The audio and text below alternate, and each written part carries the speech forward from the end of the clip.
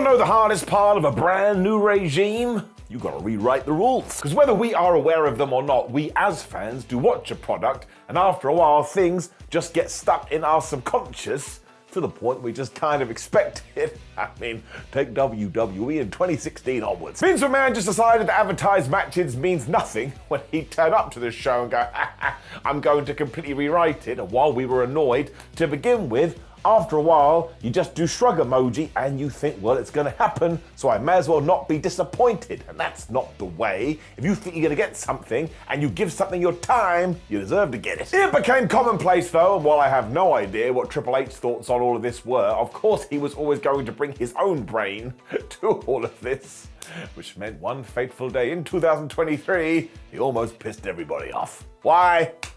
Here's why.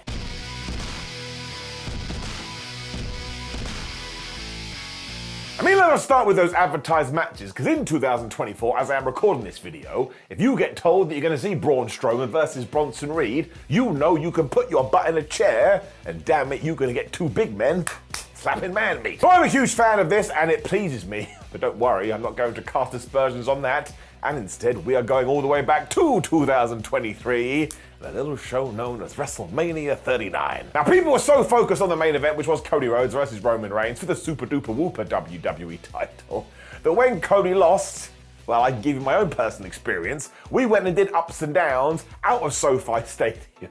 People were so enraged, they almost caused a riot on the damn show, and they almost got us arrested. Look into my eyes, I'm not kidding, the police were called. People were just so rowdy though, which I was kind of a fan of, because while you should always keep it calm, this is what pro wrestling should do. It should elicit some emotions, which is why on occasion, when you are pissed off, you shouldn't run to social media and go, yeah, whine and cry. You should realize, that was the point. People genuinely thought Triple H had screwed up though, because again, the story was so simple. Cody had come back to WWE. He had told everybody he had to win that championship because Father Dusty Rhodes was never able to do it. And then we had the whole big shebang woohoo, and Roman Reigns walked away with the gold.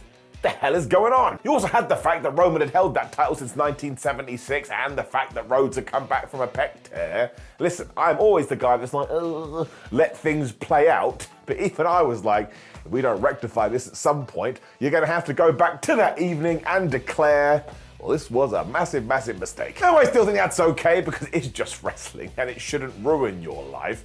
But in absolutely no universe should we ever have got to WrestleMania 40 without Cody Rhodes versus Roman Reigns being on that card. So you could use that 12-month period to turn Cody into an absolute hero and an absolute superstar.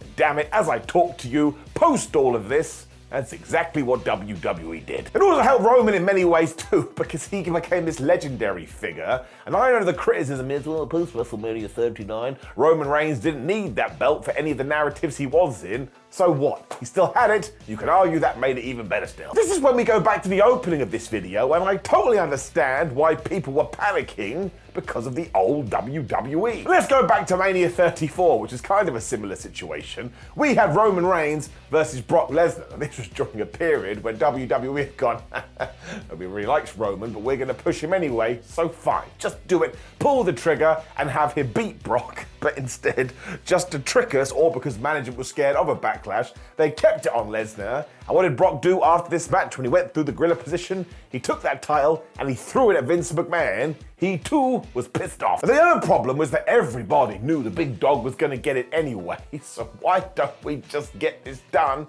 and move on to something else? But instead we were just like staying in the mud. Nobody wants to stay in the mud, you get dirty. Everything was so last minute that yes, when we jumped forward to 2023 and Cody Rhodes didn't win, it was like, we're doing it again. Why can we never get this stuff right? The thing is though, whether it was down to the fact that Roman and Paul Heyman had gone to Triple H and said, listen man, we've got to give it one more year, it's going to benefit everybody. Or the game just knowing that doing it in Philadelphia would be for the best. Once again, I can tell you from my vantage point today, every little thing we put together here, well, it was the correct path to take. Now, not even The Rock was able to change these plans, which is huge. And go and watch that WrestleMania 40 behind the scenes documentary that is on YouTube right now. I think Triple H knew eventually how this was all going to play out because he believed in Cody Rhodes and he trusted the Cody Rhodes process and that he wanted Cody Rhodes to become the mega guy on top of the mountain. So if we just throw it out into the ether, the fans can dictate this, and because Triple H is a guy that listens to the fans, unlike Vince McMahon, who like to annoy the fans, well, once again, you put it into a pot, and it tastes good. Also, who even cares about any of that? Because if we just deal in the reality of this situation, at WrestleMania 40, Cody Rhodes did have his moment, he became the champion, and it was totally wonderful. So Cody had done it, Mr. Burns had won it. There's no way that Vince would have done the same though, because he would have liked seeing a cute dog run across the road and completely changed his mind, because that was just the way things worked. Long-term plans be damned. Now though, especially because Dwayne Johnson did sneak in there and almost change the plans, you can have all the trust and all the faith in the system, because this was Triple H's first big test, I suppose. As far as I'm concerned, he passed it with flying colours. It also means that your favourites are going to win and you can feel warm and fuzzy in your tum-tum. And yeah, that's an exact opposite of what we used to do back in the day. I mean, poor Bayley. Every time Bayley turned up in her hometown, she lost, and her hometown fans just wanted something to smile about. It absolutely pays dividends too, because now the fans do have the confidence that they can be patient. As cheesy as it sounds, WWE has earned that, but you had to go through this mire. And yeah, back in Los Angeles, you had to go through a lot of people being angry. Now, of course, they can still screw this up. You have to maintain all of that. But go and listen to some of the chatter around WrestleMania 39. Oh, of course they did this because Cody came from AEW. They're always going to screw over an AEW guy and he's being punished for 2016. Oh, we're going to turn into Raw and he's going to be Stardust again. And sure, these same people then got mad again when Cody Rhodes won the championship. So you may as well just ignore some of them. But it really has felt like a massive turning point for WWE. And for a nerd fan like me, I am a massive fan of it. Said fan twice. I mean, I'm going to watch every single week anyway because I'm part of the problem. So if you can give me some sustained stories that actually have a payoff 3 months, 4 months, 5 months down the line, well, I'm just going to start doing the dance of joy. It's what I want. I mean, it is just way better than like in 2019 when we had that Hell in a Cell match that I'm still not over. I mean, it genuinely sucked and it was some of the worst booking ever. But again, do you know who had to try and turn all this around?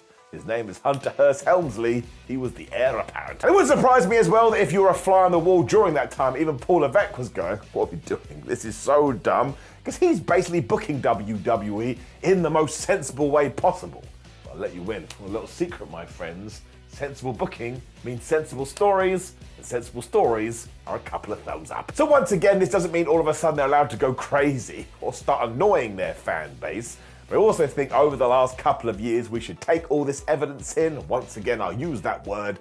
Just be a little bit more confident. So if you do get to WrestleMania 41 and they do something nuts, like The Rock becomes the WWE champion, I mean, that one may be unresolvable, but still, give it a couple of weeks, and you shouldn't have done that 5 or 6 years ago. You were right to go on the internet and moan. I mean, there's just so much dumb stuff, like Bobby Lashley's sisters.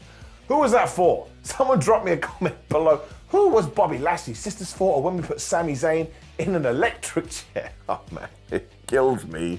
It does make me ponder, why the hell have we watched this for so damn long? Now, of course, you're going to have lots of thoughts about this, so please do drop me a comment below. And maybe you disagree. Maybe you don't like the Triple H era. I want to hear from you. Also, kablamo, click the video on the screen while I will give you more information about WWE or AEW or pro wrestling. Otherwise, my friends, interact with this video as much as you can, and I will see you soon.